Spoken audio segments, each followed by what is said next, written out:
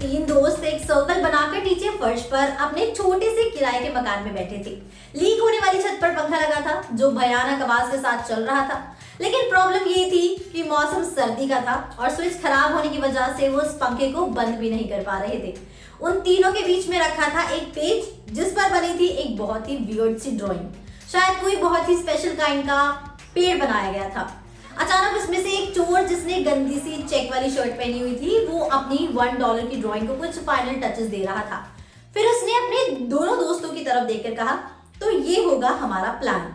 बाकी दोनों दोस्त जो थे वो चश्मिश थे, तो दोनों ने एक साथ अपने चश्मे को एडजस्ट किया एंड सो कॉल्ड प्लान को देखा। अब पेज की ड्राइंग देखकर उसमें से एक बोला, तुझसे अच्छा प्लान तो मैं ही बना दूंगा, ये क्या बनाया है रे तूने? तो प्लान बनाने वाले दोस्त ने कहा, अरे यार ऐसे ही अनपढ़ गवार के साथ दोस्ती करने की यही प्रॉब्लम है। प्लेन नहीं प्लान है ये, उड़ने वाला हवाई जहाज नहीं बल्कि हमारे अमीर और फेमस बनने का प्लान।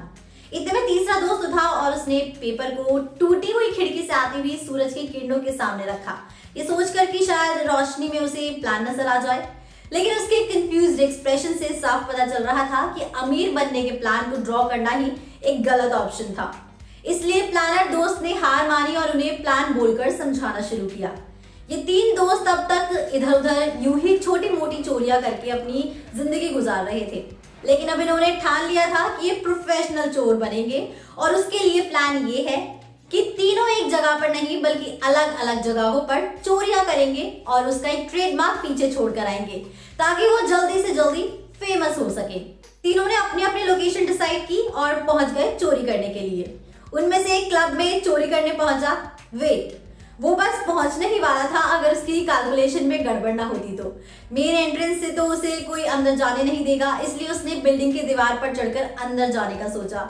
नीचे खड़े होकर उसने दिमाग में सारी कैलकुलेशन कर ली थी कि वो कहां से कहां पर पैर रखेगा तो वो आसानी से अंदर पहुंच सकता है। दिमाग में वो काफी आसान था तो उसने चढ़ना शुरू किया, लेकिन ग्रेविटी कैसे उसकी कैलकुलेशन को जीतने दे सकती थी। और फिर वही हुआ जिसका डर था, वो नीचे गिर गया और उसका पैर टूट गया। और अब वो मदद के लिए अपने दोस्तों को भी बुला नहीं सकता था क्योंकि वो दोनों भी उस वक्त चोरियों का इतिहास रचने गए हुए थे। घंटों तक उसी टूटे पैर के साथ पड़े रहने के बाद जब रात को टेम्परेचर बढ़ने लगा तो उसने सोचा कि अगर ऐसे ही पड़ा रहा तो हाइपोथर्मिया से ही मर जाऊंगा। और जब कोई सहारा नहीं बचा तो उसने खुद ही पुलिस को फोन किया और उसे बचाने के लिए मदद मांगी। दूसरी तरफ इतिहास रचने वाला दूसरा चोर एक घर में खिड़की के रास्ते घुसने की कोशिश करने लगा, लेकिन पता नहीं उसने कौन सा साइंस यूज किया था कि बालकनी के साथ वाली खिड़की में किसी तरह उसका पैर अटक गया और खुद को छुड़ाने के चक्कर में वो बालकनी के बाहर उल्टा लटकता रह गया। घंटों लटकते रहने के बाद पुलिस को उसके रेस्क्यू के लिए बुलाया गया था। और तीसरे दोस्त ने तो हद ही कर दी थी क्योंकि पुलिस एक ऐसे बेचारे चोर की तलाश में आई थी जिसकी ऑलरेडी खूब धुलाई हो चुकी थी। तीसरा दोस्त चोरी करने के लिए घर के अंदर तो घुस गया लेकिन बाद में पकड़ा गया और 42 साल की लेडी ने फिर उसे बहुत मारा। जब उसने भागने की कोशिश की तो उसका पैर झाड़ू में अटक गया और वो स्विमिंग पूल में गिर गया और पुलिस उसे भी एक तरह से अरेस्ट कम रेस्क्यू कर रही थी। फिर तीनों दोस्तों का मिलन एक बार फिर से जेल में हुआ।